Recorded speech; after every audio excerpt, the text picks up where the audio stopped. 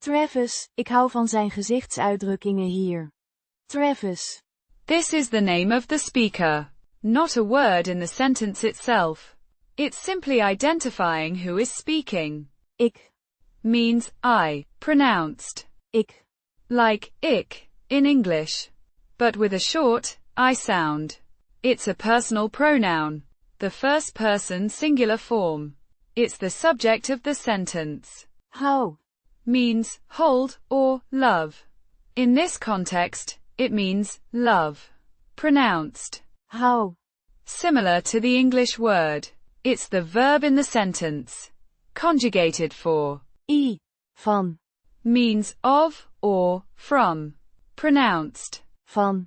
similar to the English word. It's a preposition indicating possession or origin.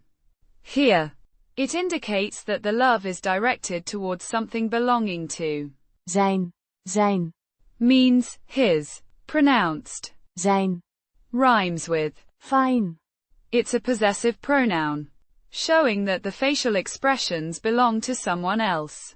Masculine singular. Gezichtsuitdrukkingen. Means facial expressions. Pronounced Gezichtsuitdrukkingen. the G.